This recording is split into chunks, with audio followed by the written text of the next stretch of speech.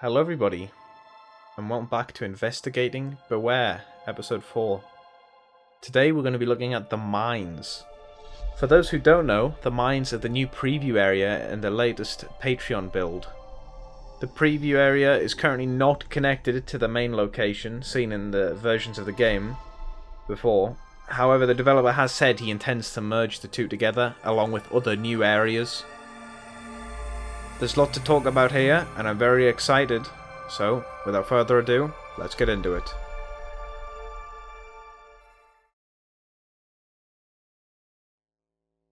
Immediately upon loading in, the player starts on a single road in the middle of nowhere.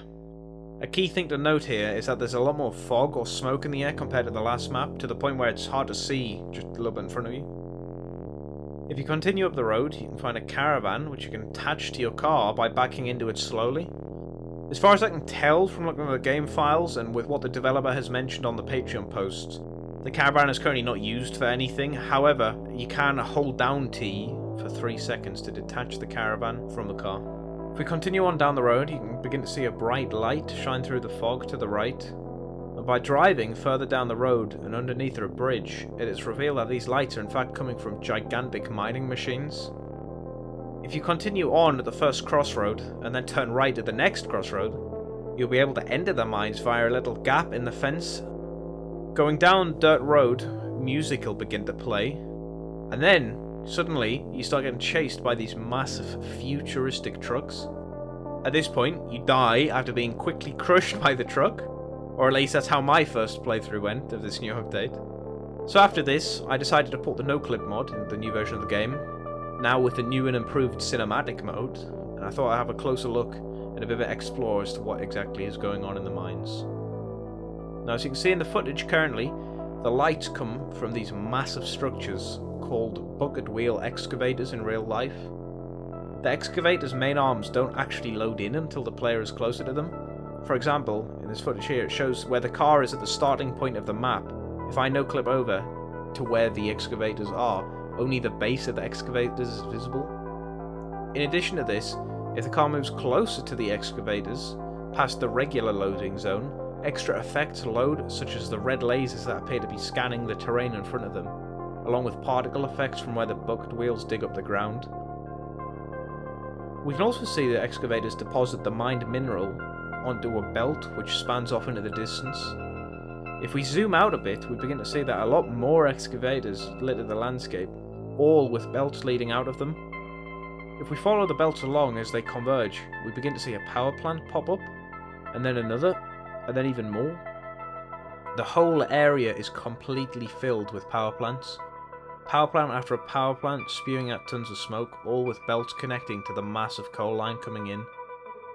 I think a potential theory for what's going on is that this is the region's power supply, maybe even a greater area, also potentially owned by the goons in the previous map. The repeated use of coal for the power and the amount of pollution this has caused all the local flora and fauna to die out. This would definitely be an explanation as to why the landscape is so barren and devoid of life, as in all of the Beware maps, like this one and the previous one, the only life we see outside of all of the humanoid-ish characters is the rabbits, which pull up next to the car. In this power plant area, a main road runs through the middle of it, and if we follow this for long enough, going backwards, we come towards a tunnel. This super futuristic looking tunnel leads to a fence with the main road continuing past it.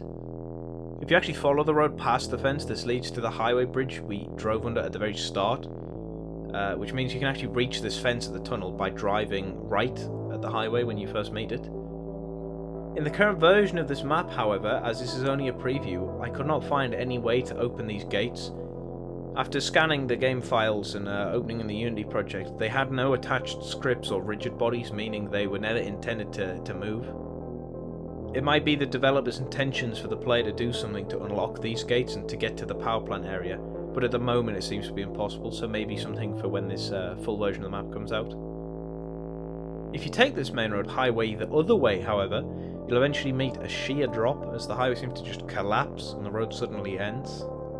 Another interesting thing I found while exploring is in the centre of the power plant area, there lies a hill with a castle on it. You can see a road which leads up to the castle winding round the hill. However, there is currently nothing at the castle for the player to interact with or do.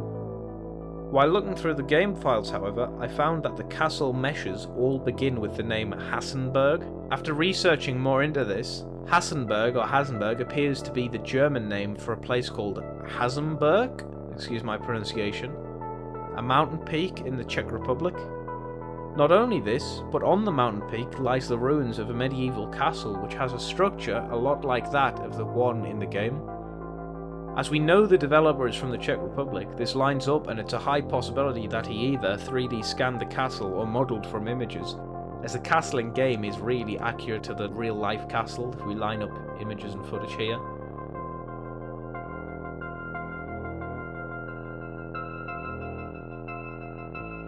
Now there is a lot to break down and explore on this new update, so I'm afraid I'll have to wait until the next episode. As a teaser, however, we will be looking into the enemies of the map along with the secret of the hill, a secret that could help us figure out the entire story of the Buer and what's going on. As this now has become a two-parter, I'm going to try and get the second part out by this Friday, so stay tuned for that. I'd like to thank everybody for the support and nice comments on the last video. I'd also like to support RokaGraham for creating the thumbnail for this video, it looks great. Also be sure to support the game on Patreon, as this is the only way to play this version of the game. So thank you very much for watching, and I'll see you in the next one.